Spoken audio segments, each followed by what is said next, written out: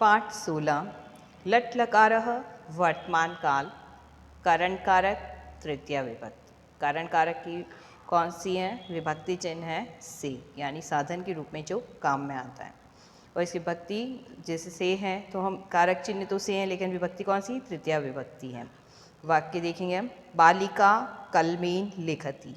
बालिका कलमेन यानी कलम से लिखती है। बालकः कंदुकेन क्रीडति। बालक गेंद से खेलता है। स पादाभ्याम चलति। यहाँ पर आ जाएगा, यहाँ लिखा हुआ नहीं है लेकिन यहाँ पर पूरा जो वाक्य होगा वो चलति। स पादाभ्याम चलति, वह पैरों से चलता है। रजकः दंडेन गर्दभम ताड़यति।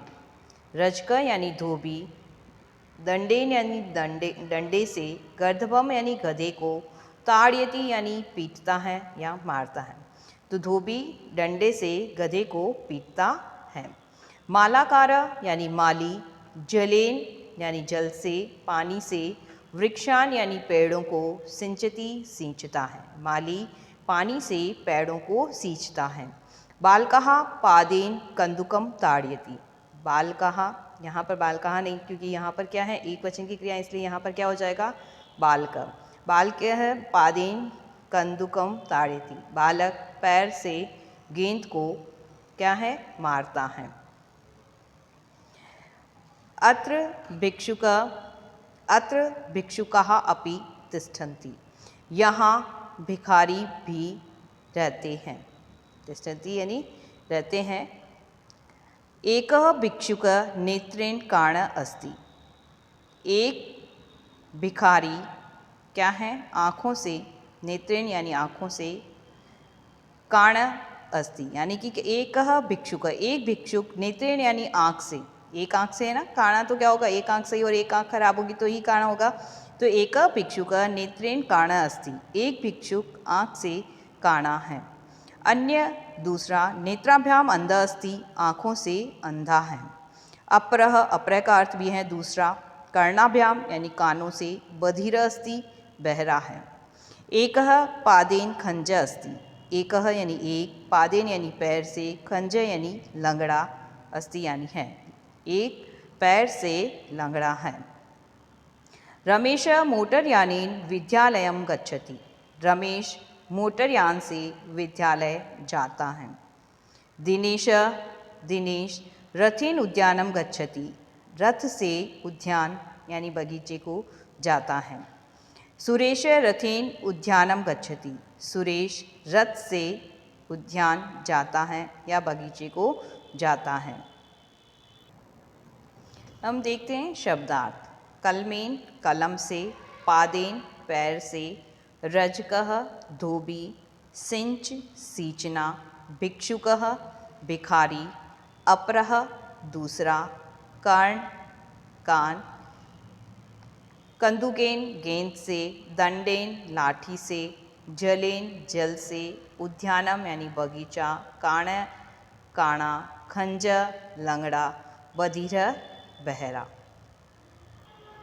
अब हम इसके देखेंगे अभ्यास प्रश्न। अभ्यास प्रश्न में पहला प्रश्न है, निम्नलिखित वाक्यों का अर्थ हिंदी में लिखिए। बालिका कलमेन लिखती। बालिका कलमेन यानी कलम से, लिखती यानी लिखती है। बालिका कलम से लिखती है। रजकः दंडेन गर्दभम ताड़यति। रजक यानी धोबी डंडे से, गर्दभम में गधे को पीटता है। मालाकार जलेन वृक्षान सिंचति। माली पानी से पेड़ों को सिंचती सींचता है। पिता पुत्रेण स गच्छति।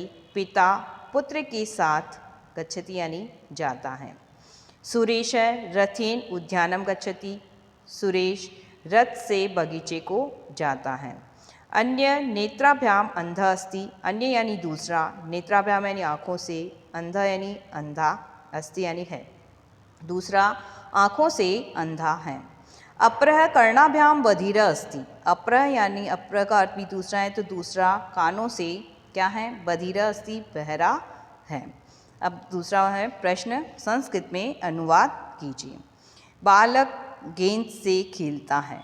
एक वचन है खेलता है, तो बालकः गेंद से, कंदुकेन खेलता है क्रीडति। बालकः कन्दुकेन क्रीडति। वह पैरों से चलता है, यानी दोनों पैरों से चलता है तो वह का अर्थ है स, और पैरों यानी द्विवचन है तो पादाभ्याम चलता है चलति। भोला रथ से उद्यान जाता है। भोला रथ से रथेन उद्यानम जाता है गच्छति। भिक्षुक एक आँख से काणा है। भिक्षुकः नेत्रेण एक आँख है तो नेत्रेण क्या है, काणा है तो काणः अस्ति। वह एक पैर से लंगड़ा है। सह एक पैर को कहेंगे पादेन, क्या है, खंजः। लंगड़े को कहेंगे, इसको संस्कृत में कहते हैं खंजः अस्ति। स पादेन खंजः अस्ति। दिनेश मोटर गाड़ी से विद्यालय जाता है। दिनेश मोटर यानेन, यानी मोटर गाड़ी से यानी मोटर यानेन विद्यालय जाता है, विद्यालयम गच्छति। वह आँख से अंधा है। वह सह आँख से यानी नेत्राभ्याम, अंधा अंध अस्ति। नेत्राभ्याम इसलिए है क्योंकि अंधा है तो दोनों ही आँखों से अंधा, इसलिए द्विवचन रूप आएगा, तो स नेत्राभ्याम अंध अस्ति। प्रश्न 3, पाठ के आधार पर रिक्त स्थानों की पूर्ति कीजिए। बालिका लिखति किससे लिखती हैं, कलम से, तो कलमेन लिखति। मालाकार वृक्षान सिंचति, हमने पाठ में देखा किससे सींचता है, पानी से, तो जलेन वृक्षान सिंचति। बालकः क्रीडति किससे खेलता है, गेंद से खेलता है, तो बालकः कन्दुकेन क्रीडति। पिता पुत्रेण गच्छति, पिता पुत्रेण स गच्छति, पिता पुत्र के साथ जाता है। रमेश मोटर यानेन विद्यालयम गच्छति, यानी किससे जाता है, मोटर यानेन मोटरयान से विद्यालय जाता है। अन्य अस्ति, अन्य क्या है, पाठ में हमने देखा नेत्राभ्याम अंध अस्ति। भिक्षुकः काण अस्ति, यानी नेत्रेण काण अस्ति। एक पादेन एक पैर से क्या है, लंगड़ा है तो खंज अस्ति। अत्र भिक्षुक अपि तिष्ठति, एक वचन इसलिए तिष्ठति।